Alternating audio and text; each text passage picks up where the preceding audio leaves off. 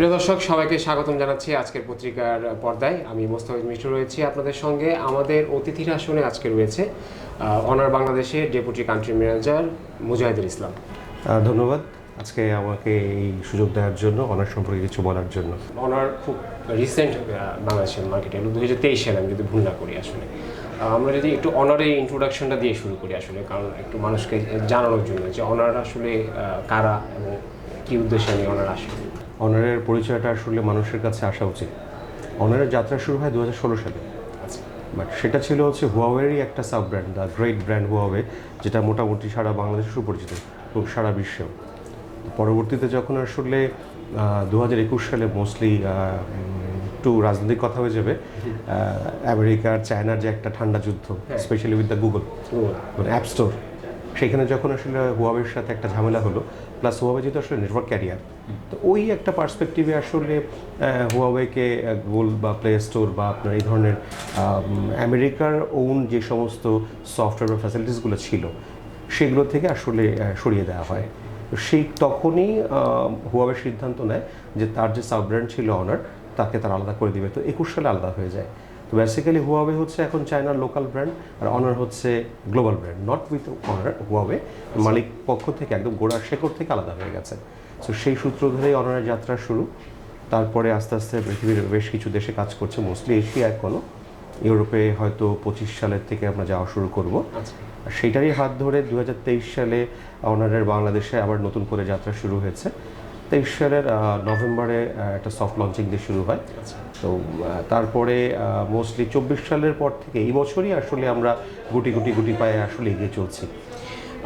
ভাই, সাধারণত তো বাংলাদেশে তো আপনি যে ভালো জানেন যে মার্কেটের স্মার্টফোনের বাজারটা আরও বেশি কম্পিটিটিভ হয়ে উঠছে আসলে। কারণ এই সময় ধরেন গ্রাহকদের এবং যারা স্মার্টফোন ব্যবহার করে তাদের যে ইন্টারেস্টের জায়গাটা, সেটা ফিল আপ করার জন্য তো স্পেশাল কিছু দরকার, নতুন একটা ব্র্যান্ডের ডেফিনেটলি। তো সেক্ষেত্রে অনারের বিশেষত্বটা কি, বা অনার কি নিয়ে এলো নতুন কিছু? 7টা R&D সেন্টার নিয়ে আসলে অনার কাজ করে। কারণ একটা গ্লোবাল ব্র্যান্ড যখন পৃথিবীর বিভিন্ন দেশে কাজ করতে আসে, তার এই ব্যাক এন্ড সাপোর্টটা লাগে যে আসলে আমরা কী নিয়ে কাস্টমার কাছে যাব, কেন আসলে এই চরম প্রতিযোগিতামূলক বাজারে একটা নতুন ব্র্যান্ড কীভাবে জায়গা দখল করবে। তো সেই দৃষ্টিকোণ থেকে আমাদের 7টা R&D সেন্টার আছে। একটা ফ্রান্সে, মোস্টলি তারা ডিজাইন নিয়ে কাজ করে। একটা জাপান মোস্টলি ক্যামেরা নিয়ে কাজ করে। আর বাকি 5টা চায়নাতেই আছে। আমরা যেটা মূলত ফোকাস করি সেটা হচ্ছে অনারের আসলে টার্গেট কাস্টমার কারা, মূলত 15 থেকে 45, আপনি এটাই ধরতে পারেন। এর বাইরে কেউ না তা না, বাট এটাকে ফোকাস করে অনেক কাজ করছে, টার্গেট করছি আমরা এখানে। এই গ্রুপটার যে চয়েস, তাদের যে ফোনের যে ইউজেবিলিটি হয়, যে চয়েস হয়, মোস্টলি এই জিনিসগুলোকে মাথায় রেখে আমরা কাজ করছি। এর সাথে আসছে হচ্ছে technology. Honor is always with innovation. অনারকে একটু পরিচয় করে দিতে গেলে আরেকটা জিনিস বলতেই হয়, সেটা হচ্ছে অনারের আপনার কো ব্র্যান্ডিং পার্টনার কিন্তু পোর্শ, ওয়ার্ল্ডের ওয়ান অফ দ্য ফেমাস কার। পোর্শের সাথে কিন্তু আমাদের জয়েন্ট ভেঞ্চার বা কো ব্র্যান্ডিং আছে। ইয়ারলি আমরা একটা করে ফোন ওদের সাথে লঞ্চ করি, এবং সেটা লঞ্চ হয় হচ্ছে আপনার যেটা মোবাইল ওয়ার্ল্ড কংগ্রেস, মানে আমরা এটা কি ওয়ার্ল্ড ওয়াইড লঞ্চ করেন নাকি? ওয়ার্ল্ড ওয়াইড লঞ্চ করা হয়, ওখানে লঞ্চ করে। আপনারা যে মানে ফিল্মের যেটা বলা হয় হচ্ছে আপনার অস্কার, ঠিক তেমনিভাবে মোবাইলের হচ্ছে মোবাইল ওয়ার্ল্ড কংগ্রেস, যেটা বার্সেলোনাতে হয়। সেখানে প্রতি বছর কিন্তু পোর্শ আর অনারের একটা জয়েন্ট ভেঞ্চার ফোন লঞ্চ হয়। তো কেন আসলে পোর্শ অনারের সাথে আসছে? Porsche is famous for their speed, innovation and the customer loyalty, right? Luxury brand. ঠিক সেই 3টা জিনিসের সাথে অনারের সাথে যাই দেখে কিন্তু পোর্শ অনারের সাথে হ্যান্ডশেক করেছে। তো ওইভাবেই আমরা মাথায় রেখেছি যে আসলে কাস্টমার কী চায়। কাস্টমার, স্পেশালি বলি যে third world country like Bangladesh, এখানে কিন্তু ডিউরেবিলিটি, কোয়ালিটি এবং প্রাইস সেন্সিটিভ মার্কেট, এই জিনিসগুলোকে মাথায় রেখে, আর লেটেস্ট যে টেকনোলজি আছে AI, যেটা আসলে এখন ওয়ার্ল্ড রুল করছে, এবং this is going to be the factor আর differentiating factor in coming days. So এই AI-তে অনারের বেশ কিছু স্পেশালিটি আছে। এই জিনিসগুলোকে একটা আপনার কি বলা যায়, একটা কম্বিনেশন তৈরি করে একটা প্যাকেজ বানিয়ে কিন্তু আমরা কাজ করছি। আর অনারের হ্যান্ডসেটগুলোকে আমরা 3 ভাগে মূলত ভাগ করেছি। আমরা বলি এক্স সিরিজে একটা, এক্সকে আপনি বলতে পারেন অলরাউন্ডার, আপনি কোয়ালিটি পাবেন, আপনি ডিউরেবিলিটি পাবেন, আপনি পারফরমেন্সও পাবেন বাজেটের মধ্যে, right, budget friendly all rounder. Second হচ্ছে আমাদের number series is always with performance. Mostly যারা আসলে কিছুটা ক্যামেরা প্রেমী আছে, বা আপনার যারা একটু এন্টারটেইনমেন্ট পছন্দ করেন, রাইট, আপনার এন্টারটেইনমেন্ট যারা মোস্টলি পছন্দ করেন, তাদের জন্য ফোকাস করছে নাম্বার সিরিজ। আপনি যদি এরপরে আসেন হচ্ছে যে এন্টারটেইনমেন্ট এবং রাফ অ্যান্ড টাফ বা কোয়ালিটি যদি চিন্তা করেন, সেক্ষেত্রে আমরা চলছে ম্যাজিক সিরিজে। আচ্ছা, হ্যাঁ, ম্যাজিক 6 Pro আমরা লাস্টলি লঞ্চ করেছি। বিভিন্ন ইন্টারেস্টিং ফিচার আছে। ইটস ভেরি হার্ড, ফোন আছাড় মারলে ভাঙে না, পিটানো যায়, ইভেন দেয়ালে পেরেকও ঠোকা হয়। আচ্ছা, আর আপনি যদি বলেন অ্যাবসলিউট পারফরমেন্স, সেটা হচ্ছে আমাদের ফোল্ডিং ফোন আছে। আচ্ছা, হ্যাঁ, এবং এই মুহূর্তে ওয়ার্ল্ডের থিনেস্ট ফোল্ডিং ফোন যেটা, সেটা আসলে আমাদেরই আছে। আপনি যদি দেখতে চান আমি দেখাতে পারি যে এটা হচ্ছে ওয়ার্ল্ডের থিনেস্ট ফোন। এর থেকে পাতলা মনে হয় আর কোথাও নাই। আচ্ছা, হ্যাঁ, ইভেন আপনি যদি এটা হুট করেন তাহলে এটার যে থিকনেস একটা ইন্ডিভিজুয়াল ফোনের সমানই। আর এখানে একটা কথা বলি যে এই যে খোলা বন্ধ হওয়া নিয়ে অনেক একটা ভয় থাকে। আর অলমোস্ট 3.5 লক্ষ বার জিক্স দিয়ে টেস্ট করা হয়েছে যে এই জিনিসটা ভাঙে কিনা বা এই জিনিসটা ফাটে কিনা। তো 3.5 লক্ষ বার টেস্ট করার পরে কিন্তু এটাকে মার্কেটে আসলে দেওয়া হয়েছে। একটা ফোনের লাইফ সাইকেল আমরা দেখেছি সর্বোচ্চ 2.5 লাখ বার হয়তো ইউজ করতে পারে, যে হায়েস্ট বা রোবাস্ট ইউজার বলেন আপনি, বাট এতবার লাগেও না।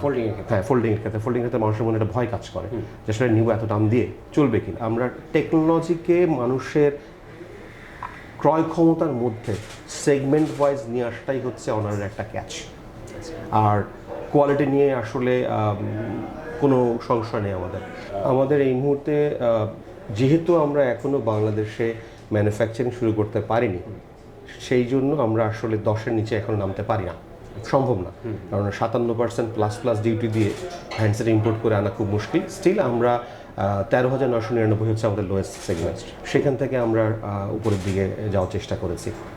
আচ্ছা, ম্যানুফ্যাকচারের কথা যেহেতু বললেন, এখন মানে গ্লোবাল অনেক মানে বেশ কয়েকটা ব্র্যান্ডই হচ্ছে বাংলাদেশে ম্যানুফ্যাকচার অলরেডি করছে। জি, তো সেটা নিয়ে কি প্ল্যান আছে কিনা অনারের? যদিও এখনও অনারের যাত্রাটা খুবই নতুন, তবে কিন্তু এইটা নিয়ে কোনো ধরনের আসলে এটার কোনো ব্যত্যয় নেই। বাংলাদেশে ব্যবসা করতে গেলে বাংলাদেশে ম্যানুফ্যাকচারিং লাগবে। আচ্ছা, সো আমাদের প্ল্যান আছে, আমরা আস্তে আস্তে কাজ করছি এটা নিয়ে। একটা ব্যাপার ভাই, যেহেতু এআই এর কথা একটু আগে আপনার সঙ্গে হচ্ছিল, যে এখন হচ্ছে এআই এর বিকল্প আমরা কিছু ভাবতে পারছি না। টেকনোলজি, ফোন বলেন বা ল্যাপটপ, যে কোনো গ্যাজেটের কথা বলেন না কেন, একটু স্পেশাল টেকনোলজি যেটা হচ্ছে অনার নিয়ে আসছে, বা হচ্ছে যে দেখা যায় যে অল্প বাজেটের ফোনগুলোতে সাধারণত এই সুবিধাগুলো পাওয়া যায় না, এআই সুবিধা কম পাওয়া যায় আর কি। অনারের ব্যাপারটা আমি একটু যদি আপনি ব্যাখ্যা করতেন। আপনি যদি এই মুহূর্তে বলেন, আমাদের লোয়েস্ট ফোনে এখন যেটা চলে আসছে এওডি বলে, অলওয়েজ অন ডিসপ্লে। আচ্ছা, এইটা আসলে 13,000 বা 14,000 টাকার ফোনে এখনও অন্যান্য ইন্টারন্যাশনাল ব্র্যান্ড দিতে পারেনি। সো আমরা এটা নিয়ে আসছি। যত হাই রেঞ্জের ফোন যাচ্ছে, তত চিপসেট তত ডেভেলপ, তত হাই রেঞ্জের আসছে। সেইখানে আমরা এআইয়ের বিভিন্ন, আপনার যদি ক্যামেরা থেকে শুরু করে ইউজ, প্লাস আমরা আসলে শেয়ারিং, আর একটা বড় অংশ হচ্ছে আসলে আমরা ডাটা শেয়ার করতে খুব পছন্দ করি। মোস্ট অফ দ্য স্মার্টফোনে দেখা যায় যে আসলে শেয়ারিংটা আমাকে একটা ফাইল ডাউনলোড করতে হয়, সেভ করতে হয়, তারপরে সেই পার্টিকুলার অ্যাপটায় যে আমাকে সেই ফাইলটা শেয়ার করতে হয়। আমরা এখানে একটু শর্টকাট করে দিয়েছি বলতে পারেন। সেই একটা ছবি তুললেন, ছবিটা আপনি ড্র্যাগ করে ডিরেক্টলি সেখানে পুশ করতে পারবেন। আপনাকে আর আপনার র্যামে যে বা রমে যে সেভ করতে হচ্ছে না। এরকম বেশ কিছু সুবিধা আছে। ছবি যখন আমরা তুলি, যেমন আমাদের অন নাম্বার সিরিজ, আমরা সেখানে হারকোড একটা খুব ফেমাস ফটোগ্রাফি একটা সিস্টেম আছে, সেই জিনিসগুলোকে আমরা এআইয়ের মাধ্যমে এখানে ইনক্লুড করেছি। তো এটা ডিপেন্ড করে যে আসলে কোন রেঞ্জের কাস্টমারের সাথে কতটা কোনটা যাচ্ছে, সেই জিনিসগুলোকে আমরা এইটার বিভিন্নভাবে ইনপুট দেওয়ার চেষ্টা করছি। ডিফারেন্স একটু বলি, যে ডিফারেন্সটা হচ্ছে একটা হচ্ছে টেকনোলজিকে দিয়ে দেওয়া, আর একটা হচ্ছে টেকনোলজিকে মানুষের ব্যবহার উপযোগী করে দিয়ে দেওয়া। আমাদের অনারের স্পেশালিটি হচ্ছে ওটা। আচ্ছা, যে আমরা টেকনোলজিটাকে মানুষের ব্যবহারের উপযোগী করে আমরা দেওয়ার চেষ্টা করছি, মানে জাস্ট দিয়ে দেওয়া না, দিয়ে দেওয়া না। আচ্ছা, একটা ব্যাপার নিয়ে গ্রাহকরা কনসার্ন থাকে, যেহেতু আপনি একটা ব্যাপার মেনশন করেছেন, সেটা হচ্ছে বাজেট ফ্রেন্ডলি। বাজেট নিয়েও আমাদের এখানকার যারা গ্রাহক আছে তার কনসার্ন, এবং একটা ফোন কেনার পরে আরেকটা কনসার্ন হয়, যেটা হচ্ছে যে মানে আফটার সার্ভিস, যে আসলে আমার ফোনে যদি কোনো ধরনের সমস্যা হয়, সেটা আমি আসলে অনারের কাছ থেকে কতটুকু পাচ্ছি বা কত সময়ের মধ্যে পাচ্ছি, অল্প সময়ের মধ্যে, এই ফ্যাসিলিটিসগুলো অনারে কীরকম বা কীভাবে আগাচ্ছেন আপনি এটা? আফটার সার্ভিসটা আসলে খুব ক্রিটিক্যাল একটা জায়গা। আমরা বলি আসলে নেভার থ্যাঙ্কস টু, কারণ অনেক আরেকটু ইন্টারাপ্ট করি আমি, যে আফটার সার্ভিস দিয়েও কিন্তু অনেক সময় একটা ব্র্যান্ড হচ্ছে যে গ্রাহকের মানে নাম্বারটা বাড়াতে পারে, ট্রাস্টটা তৈরি করতে পারে। Very true, very true. ফোনে একটু এদিক ওদিক থাকলেও আফটার সার্ভিসটা যদি একবারে প্রপারলি পায়, অনেক কিন্তু যে এই ব্যাপারগুলো কনসিডারেশন নিয়েও কিন্তু ফোনটা কেনে আসলে। ইন্টারেস্টিংলি অনার ইজ লাকি, আমাদের যারা বাংলাদেশের পার্টনার স্মার্ট টেকনোলজি, ওনাদের কিন্তু একটা সার্ভিসের, একটা ডেডিকেটেড সার্ভিসের একটা আলাদা অর্গানাইজেশন আছে, 1000 ফিক্স। সো এই সুবিধাটা আমরা পুরোপুরি কাজে লাগাচ্ছি। 1000 ফিক্সে সারা বাংলাদেশে প্রায় 18টা ডেডিকেটেড সার্ভিস সেন্টার আছে আমাদের। আচ্ছা, মিক্সড ব্র্যান্ড চিন্তা করলে আরও অন্যান্য ব্র্যান্ডকে আমরা সার্ভিস দিচ্ছি, বাট এই মুহূর্তে আমার 18টা সার্ভিস সেন্টার আছে। কালেকশন পয়েন্ট আছে প্রায় 42টা, যেখান থেকে কাস্টমার দিয়ে গেলে আমরা আমাদের খরচে ফোনগুলো ঢাকা সেন্টারে নিয়ে আসছি, রিপেয়ার করে আমরা পাঠিয়ে দিচ্ছি। টার্ন অ্যারাউন্ড টাইমটা যদি বলি টিএটি, এইটা আসলে 5 থেকে 7 কর্মদিবস লেগে যায়। আচ্ছা, হ্যাঁ, কারণ কুরিয়ারের প্রোডাক্টটা আসে। আরেকটা বড় ইস্যু হচ্ছে যে রিপেয়ার করার পরে ফেরত দেওয়ার আগে কিন্তু আমরা একটা কিউসি করি। একটা মিনিমাম টাইম হচ্ছে আমরা আগে ফোনটা চালিয়ে দেখি যেটা আসলে আমরা রিপেয়ার করেছি এটা আসলে রিপেয়ার হলো কিনা বা কোয়ালিটিটা আসছে কিনা। তো শুধুমাত্র আপনার ট্রান্সপোর্টেশন টাইমটা হয়তো যদি হতো তাহলে হয়তো আপনার 3 কর্মদিবসে হয়ে যেত, আসা যাওয়া 2 দিন, মাঝখানে রিপেয়ার 1 দিন। বাট আমরা যেহেতু কোয়ালিটি চেকটা করছি সেই কারণে আমরা সময়টা একটু ইচ্ছা করে বেশি নিই, যাতে কাস্টমার একদিন দেরি করে পাক, বাট উনি পেয়ে যেন ওনার এই কপালের ভাঁজটা কমে, হাসিটা বড় হয়। So, আমরা এখানে টার্গেট করেছি স্যাটিসফাইড। আর 2025 সালে আমাদের টার্গেট হচ্ছে মিনিমাম এই সার্ভিস সেন্টারগুলোকে বাড়িয়ে প্রায় 20 বা 24-এর কাছাকাছি নিয়ে যাওয়া। মানে যেটা বললেন যে service at door steps. Even আমরা কিছু ইনোভেটিভ চিন্তাভাবনা করছি যে যদি এরকম হয় যে না কাস্টমার, যে B2B ক্ষেত্রে যে আমরা বলি যে B2B কাস্টমাররা আমরা চাই না ওনারা কষ্ট করে সার্ভিস সেন্টারে যাক, বিকজ ওনারা একটু প্রায়োরিটি পেতে পছন্দ করে। সো আমরা এরকম একটা হয়তো D2D মানে ডোর টু ডোর আমরা ওনাকে পিক করব, পিক করে আমরাই নিয়ে আসবো, নিয়ে এসে ঠিক করে আবার পৌঁছে দিব। ইভেন এরকম প্ল্যানও আছে যে আমরা সার্ভিস উইক করতে পারি, যে ওনাদেরকে কিছু ছোটোখাটো ট্রাবল শুট শেখাই দিয়ে আসলাম বা ছোটোখাটো অপারেটিং সিস্টেম শিখিয়ে দিয়ে আসলাম। ইভেন ইন অন স্পট, যেটাকে 0 লেভেল বা 1 লেভেল 1 পর্যন্ত রিপেয়ারিংটা হয়, যে অন স্পট করা যায়। হ্যাঁ যায়, অনেক ফোন আছে আমাদের এরকমও কিছু ইনোভেটিভ প্ল্যান আছে। ইনস্ট্যান্টলি হচ্ছে চাইলে হচ্ছে ইনস্ট্যান্ট ও ফোনটা হচ্ছে রিপেয়ার করে দিতে। মানে আসল কথা হচ্ছে একটা মেসেজ দেওয়া যে আমরা আপনাদের সাথে আছি, এই ট্রাস্টের জায়গাটা তৈরি করা।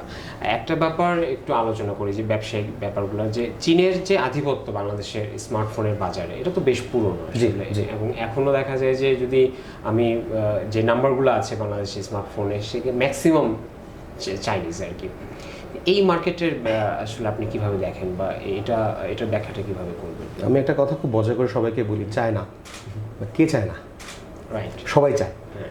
আসলে মজার বিষয়টা হচ্ছে যে মোবাইল ফোনের হিস্ট্রিটা যদিও মোটরোলাদের শুরু হয়েছিল, ইনোভেটেড ইন আমেরিকা, বাট আমরা যদি পিছন দিকে তাকাই আর 10 বছর বাংলাদেশে যখন আসলে মোবাইল ফোন চল শুরু হয় তখন চাইনিজরা অতটা ছিল না। তখন মোস্টলি ছিল হচ্ছে আপনার ইউরোপিয়ান ব্র্যান্ড ছিল, ফিনল্যান্ডের ছিল, আপনি জার্মানির ছিল সিমেন্স, নোকিয়া ছিল ফিনল্যান্ডের, স্যামসাং শুরু থেকেই কোরিয়ার ব্র্যান্ড ছিল, ফ্রান্সের ছিল অ্যালকাটেল। হ্যাঁ, তো এরকম কিছু ব্র্যান্ড ছিল। বাট মুশকিল হয়েছে কি যে আপনি জানেন যে আসলে একটা ডিভাইস যখন তৈরি হয় ভেতরে ছোট বড় প্রায় একটু যদি গুঁড়াগুড়িতে চলে যায় তাহলে অ্যারাউন্ড 40-45টা কম্পোনেন্ট লাগে। একটু বড় আকারে যেটা 17 থেকে 18টা হয়। এই কম্পোনেন্টগুলো কিন্তু আসলে সবাই ওই দেশগুলো বানাতো না। তো আপনি যদি বলেন ব্যাকওয়ার্ড লিঙ্কেজ যে বিষয়টা আছে, ব্যাকওয়ার্ড লিঙ্কেজে শুরু থেকে চায়না কাজ করতো, এবং পরবর্তীতে কী হয়েছে সেটা হচ্ছে আপনার লেবার কস্ট, মানে ম্যানুফ্যাকচার যদি কস্ট কমাতে না পারি তাহলে আসলে খরচ কমছে না। সেই জায়গা থেকে চায়না অনেকটা ব্যাকওয়ার্ড লিঙ্কেজ তার শুরু থেকেই কাজ করেছে। সেকেন্ড হচ্ছে লেবার কস্ট কম বা ওভারঅল জিনিসটা। আপনি যদি চিন্তা করেন iPhone globally number 1 in terms of revenue, আইফোনের ফ্যাক্টরিও কিন্তু খোঁজ চায়নাতে এবং তাইওয়ান মিলে তারা কাজ করে। তারা বলে ঠিকই যে designed in California, manufactured in China. Even স্যামসাংয়েরও কিন্তু আপনার প্রোডাকশন হচ্ছে আপনার চায়নাতে, নোকিয়ারও কিন্তু চায়নাতে হয়েছে পরবর্তীতে। তো আসলে চায়নার বিষয়টা হয়ে গেছে হচ্ছে চায়না না চাইলেও চায়নাতে চলে যেতে হয়েছে, হাব তৈরি হয়ে গেছে বিকজ অফ আপনার যে ব্যাকওয়ার্ড লিঙ্কেজগুলোর জন্য। মানে ভেতরে যে কম্পোনেন্টগুলো আছে এই কম্পোনেন্টগুলো কিন্তু কখনোই ব্র্যান্ডরা বানানোর চিন্তা করেনি, তারা বরাবরই সোর্সিংয়ে ছিল। সো চায়না শুরু থেকে সোর্সিংয়ে কাজ করেছে। সো সোর্সিংটা যখন তারা গুছিয়ে ফেলেছে, অর্গানাইজ করে ফেলেছে, সো তখন মানুষজন চিন্তা করেছে বা সেই ব্র্যান্ডরা চিন্তা করেছে ওকে সোর্সিং যেহেতু ওখানে হচ্ছে তাহলে যদি ওখানেই প্ল্যান করা হয় তবে কি জিনিসটা আরও বেশি এফিশিয়েন্ট বা এফেক্টিভ হয়। দেখা গেছে আসলেই মনে হয় তাই হয় এবং হয়েছেও তাই। তো সেই সূত্রে কিন্তু আসলে চায়নাই একটা হাব হয়ে গেছে। বেশ কয়েকটা ব্র্যান্ড হচ্ছে বাংলাদেশে এখন ম্যানুফ্যাকচার করছে, ফ্যাক্টরি আছে, তো একটা বড় ইন্ডাস্ট্রি তৈরি হচ্ছে। এবং বড় ইন্ডাস্ট্রি যেটা সবচেয়ে বেশি টার্গেট থাকে যে দেশের ইকোনমিকে একটা ইম্প্যাক্ট ফেলা আর কি। তো সেটা কতটুকু পারছে স্মার্টফোনে যারা আছে ব্র্যান্ড? প্রায় ছোট বড় 17টা ফ্যাক্টরির মতো এখন বাংলাদেশে কাজ করছে। ক্লোজ টু 60-70 হাজার লোক অলরেডি তারা ওখানে কাজ করছে। সো আপনি যদি দক্ষ মানুষ শক্তির চিন্তা করেন ডেফিনেটলি একটা বড় সুযোগ আছে। টাকার কথা যদি বলি টোটাল জিডিপির শতাংশটা খুব ছোট শোনাবে, অ্যারাউন্ড 1%, বাট যদি ইন টার্মস অফ মানি বলি প্রায় 36-37 কোটি টাকা কিন্তু অলরেডি কন্ট্রিবিউশন আসছে। অলরেডি হ্যাঁ, তো এই জায়গাতে আসলেই অনেক বড় সুযোগ আছে, সামনে এটা আরও বাড়বে। কেন বললাম যে পেনিট্রেশন যেটা আসলে আছে, হ্যাঁ mobile penetration, SIM card penetration is really high, but data penetration কিন্তু এখনও একটা বড় সড়ো গ্যাপ আছে, প্রবলি অ্যারাউন্ড 60%। এই 60%-এর প্রায় 15% বেড়েছে কিন্তু এই বছরে, আচ্ছা, যেটা 2023 সালেও ছিল অ্যারাউন্ড অনলি 50%। তো সেটা যে বেড়ে যে 61-62% এসছে, সেটা কিন্তু এই গত 10 মাসে হয়েছে, 10 মাসে হয়েছে, এবং সেটা বিশেষ একটা কারণে হয়েছে আসলে।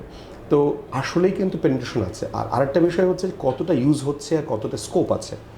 সো আমরা যদি বলি যে information is power, sharing is power, যেভাবে গ্লোবালাইজেশন হচ্ছে, হ্যাঁ এইখানকার পণ্য ওখানে চলে যাচ্ছে, দেশের কথা যদি আমরা বলি, তাহলে এখানে আসলে যে কমিউনিকেশনটা আপনি করবেন, ভার্চুয়াল যে কমিউনিকেশনটা আসলে হয়, সেখানে ডিভাইসের কোনো ব্যত্যয় নাই।